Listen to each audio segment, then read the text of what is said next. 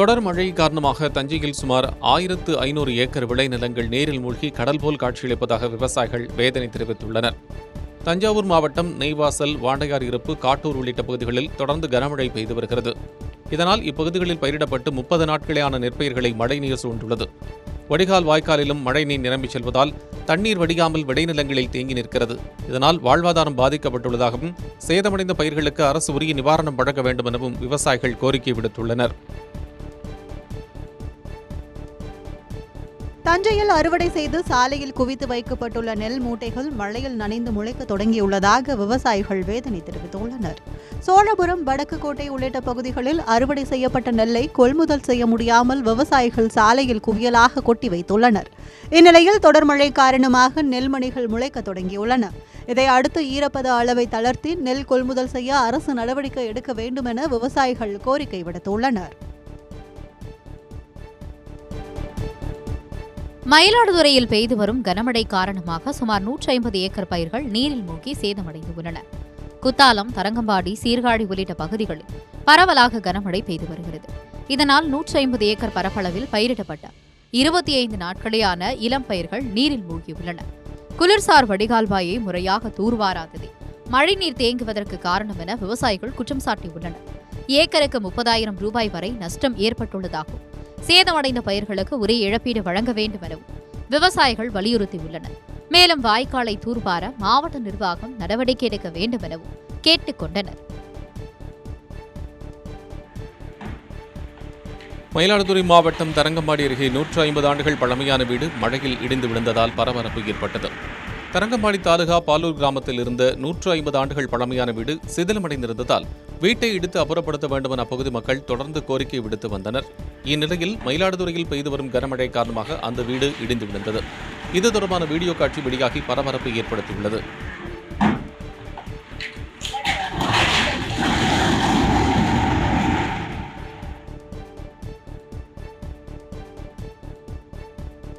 திருவாரூர் மாவட்டம் முத்துப்பேட்டையில் உள்ள ஜாம்பவானோடை தர்காவில் உள்ள குளத்தின் சுற்றுச்சுவர் இடிந்து விழுந்த சம்பவம் பரபரப்பை ஏற்படுத்தியுள்ளது.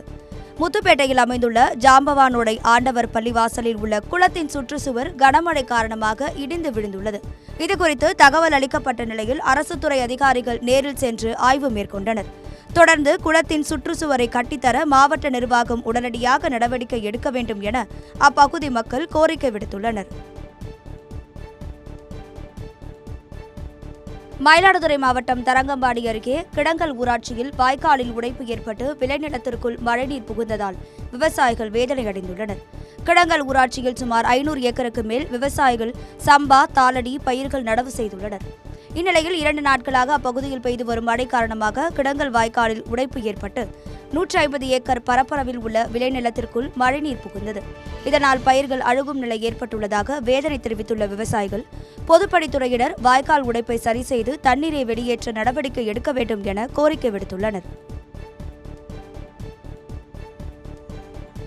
விழுப்புரம் மாவட்டம் ஓங்கூர் ஆற்றில் ஏற்பட்ட வெள்ளப்பெருக்கால் 5க்கும் மேற்பட்ட கிராமங்களுக்கு போக்குவரத்து துண்டிக்கப்பட்டது. தொடர் மழை காரணமாக ஓங்கூர் ஆற்றில் வெள்ளப்பெருக்கு ஏற்பட்டுள்ளது. காடிமேடு பகுதி, அகரம் உள்ளிட்ட 5க்கும் மேற்பட்ட கிராமங்களுடன் இணைக்கும் தரைப்பாலம் தண்ணீரில் மூழ்கியுள்ளதால் போக்குவரத்து துண்டிக்கப்பட்டுள்ளது. இதனால் 25 கிலோமீட்டர் சுற்றி செல்ல வேண்டிய நிலைக்கு கிராம மக்கள் தள்ளப்பட்டுள்ளனர். இதனையடுத்து அப்பகுதியில் விரைவில் மேம்பாலம் கட்டித்தர வேண்டும் என பொதுமக்கள் கோரிக்கை விடுத்துள்ளனர். விழுப்புரம் மாவட்டம் மரக்காணம் மற்றும் சுற்றுவட்டார பல்வேறு பகுதிகளில் இரவு பகலாக பெய்து வரும் கனமழையால் 3000 ஏக்கர் உப்பளம் மழை நீரில் மூழ்கியது. இப்பகுதியில் சுமார் 11 சென்டிமீட்டர் அளவு மழை பெய்ததால் உப்பளங்களில் வெள்ளம் சூழ்ந்து குளம் போல் காட்சியளிக்கிறது.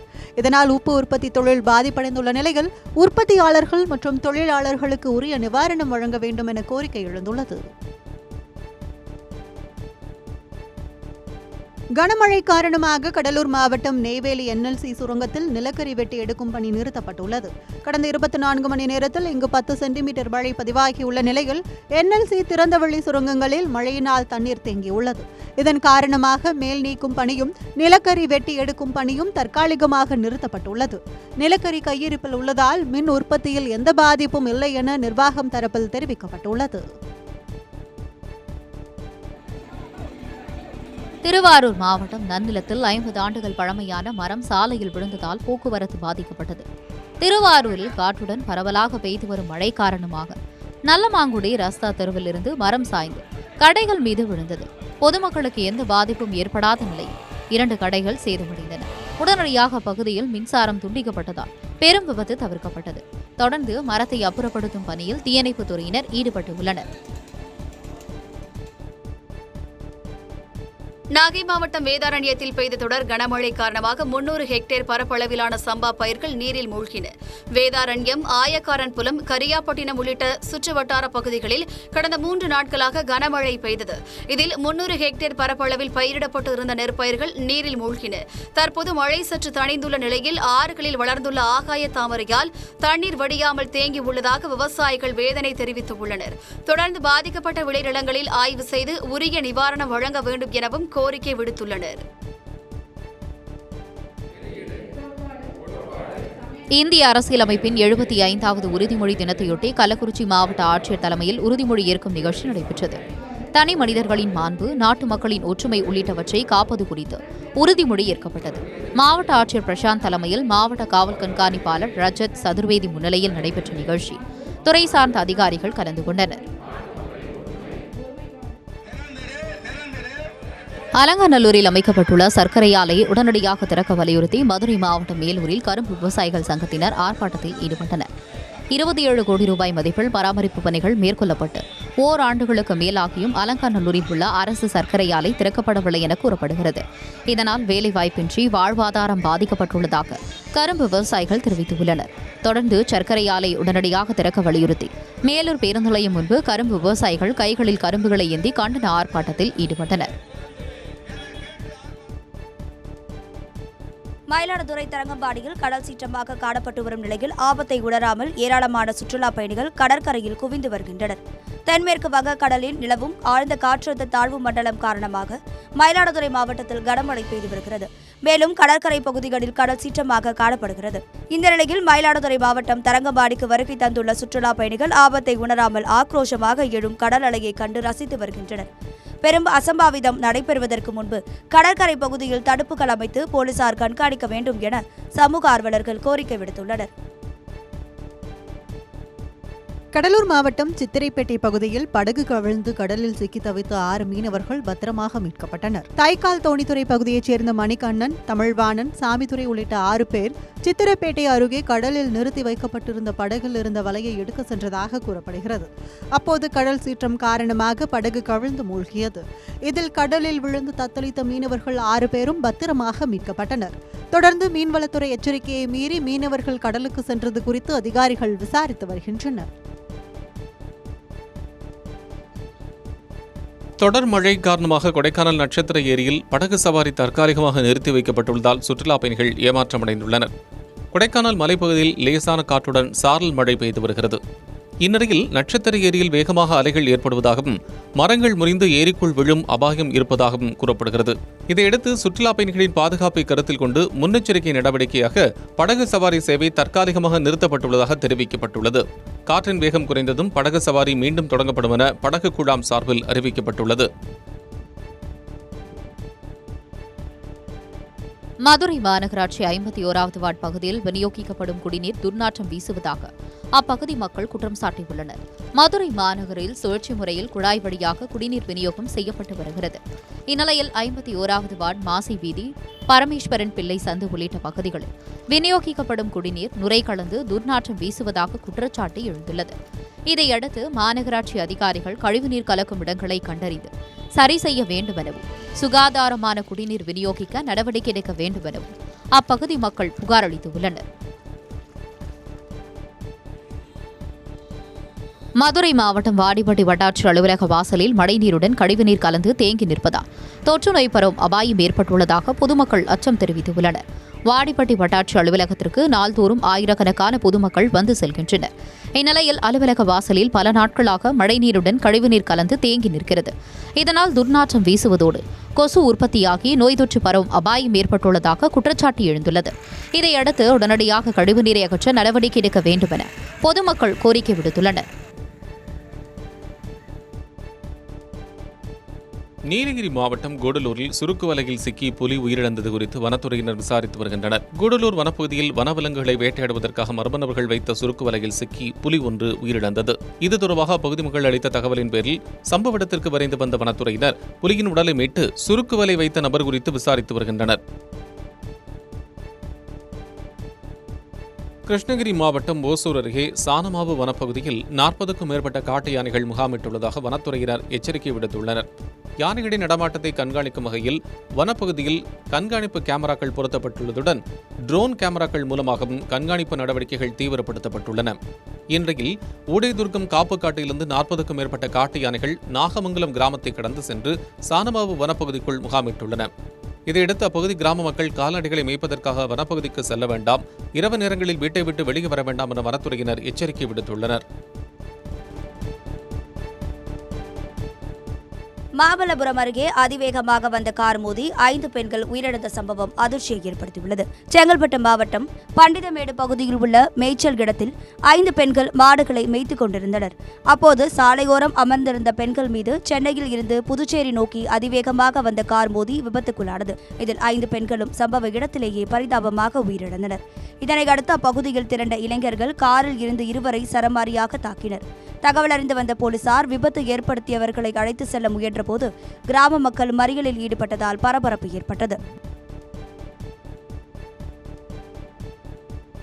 நாகர்கோவிலில் தொடர் போக்குவரத்து விதி மீறலில் ஈடுபட்ட இளைஞருக்கு 23,500 ரூபாய் அபராதம் விதித்து போக்குவரத்து போலீசார் நடவடிக்கை மேற்கொண்டனர்.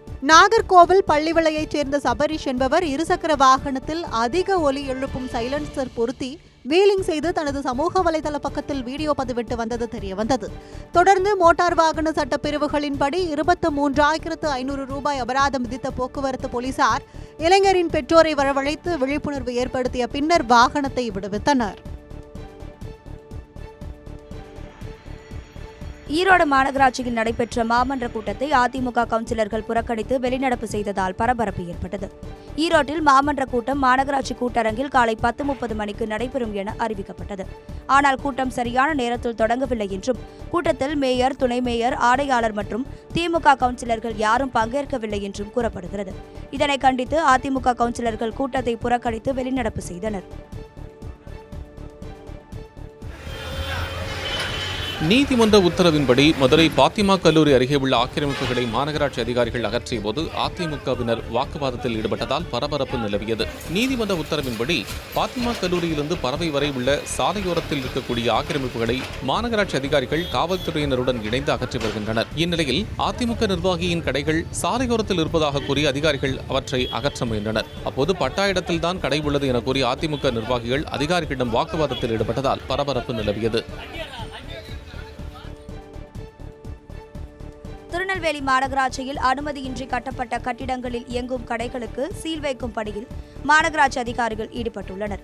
நெல்லை டவுன்பேட்டை, பாளையங்கோட்டை உள்ளிட்ட பகுதிகளில் அனுமதியின்றி கட்டப்பட்ட கட்டிடங்களில் வணிக நிறுவனங்கள் செயல்பட்டு வருகின்றன. இவற்றை காலி செய்யக்கோரி மாநகராட்சி தரப்பில் நோட்டீஸ் வழங்கப்பட்ட நிலையில் அனுமதியின்றி செயல்படும் 200க்கும் மேற்பட்ட கடைகளுக்கு மாநகராட்சி அதிகாரிகள் சீல் வைத்தனர். இதனால் அப்பகுதியில் சற்று பதற்றமான சூழல் நிலவியது. கடலூர் மாவட்டம் விருதாச்சலத்தில் சேகரிக்கப்படும் குப்பைகளை துப்புரவு பணியாளர்கள் விளையாட்டு மைதானத்தில் கொட்டுவதாக குற்றச்சாட்டு எழுந்துள்ளது. விருதாச்சலம் நகர் முழுவதிலும் உள்ள 33 வார்டுகளில் குப்பை வண்டி மூலம் துப்புரவு பணியாளர்கள் குப்பைகளை சேகரித்து வருகின்றனர். சேகரிக்கப்படும் குப்பைகளை பெரிய வடபாடி கிராமத்தில் உள்ள நகராட்சி குப்பை கிடங்கிற்கு கொண்டு செல்லாமல் அண்ணா நகர் பகுதியில் அமைந்துள்ள விளையாட்டு மைதானத்தில் கொட்டுவதாக குற்றச்சாட்டு எழுந்துள்ளது. இதனால் துர்நாற்றம் வீசுவதாகவும் நோய் தொற்று பரவும் அபாயம் ஏற்பட்டுள்ளதாகவும் அப்பகுதி மக்கள் தெரிவித்துள்ளனர்.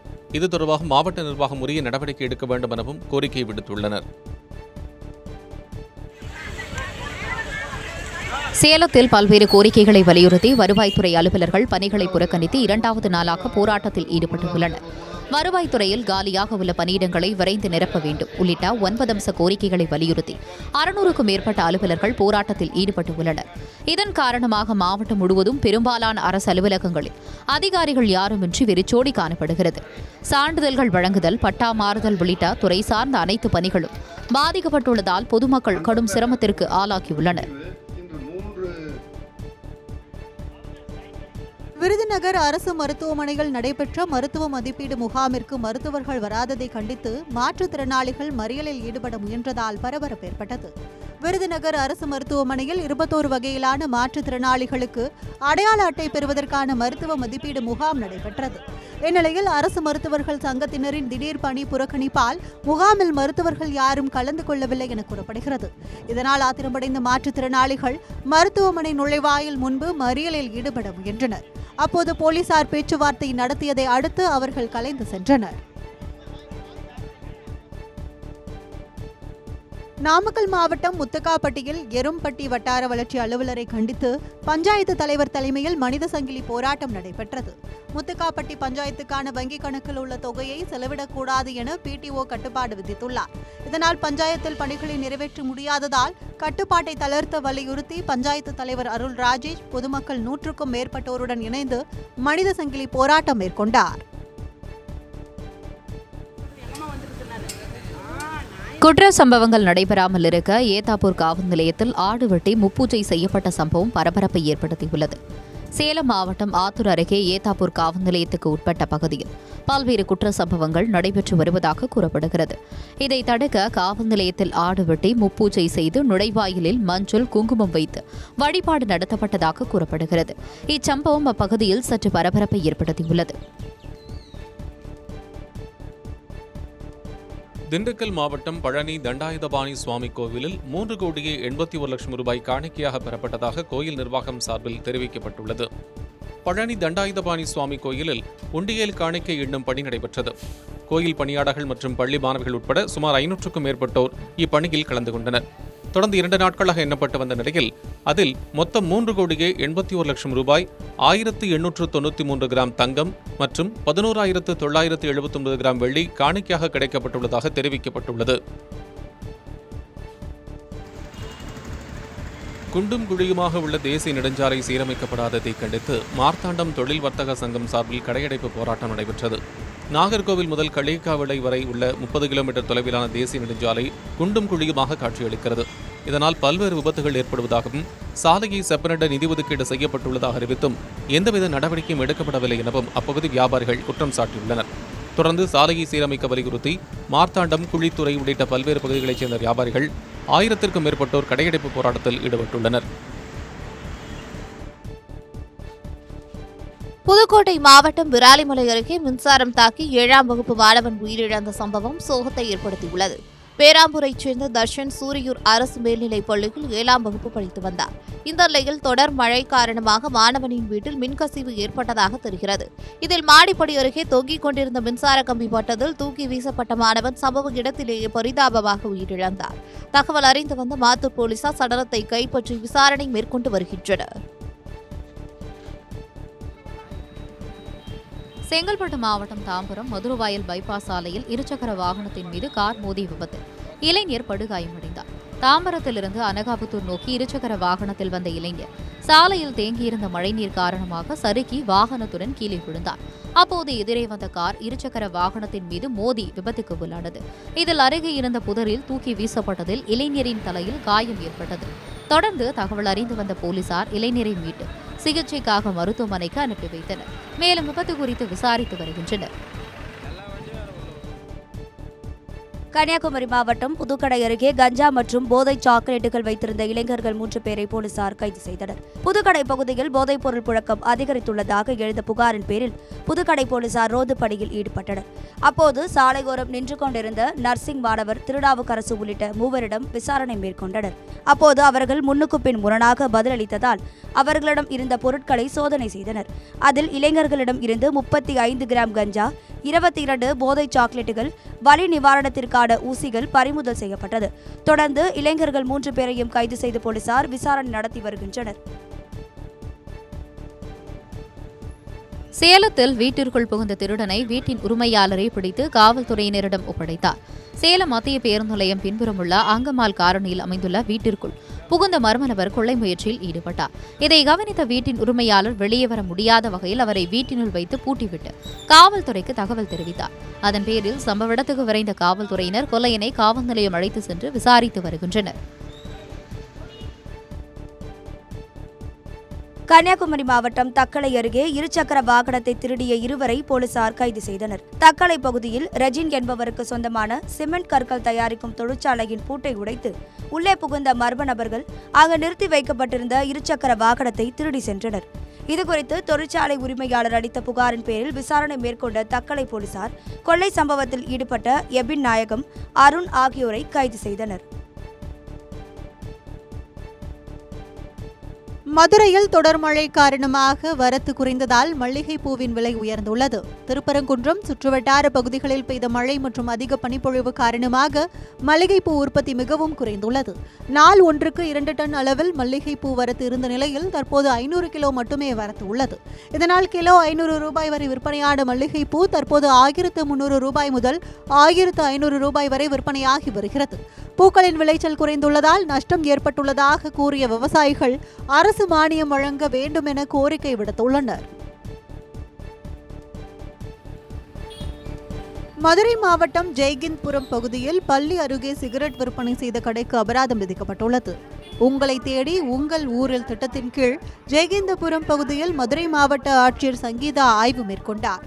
அப்போது அப்பகுதியில் உள்ள பள்ளியின் அருகே இருந்த கடைகளில் சிகரெட் விற்பனை செய்யப்படுவதை கண்டறிந்தார்.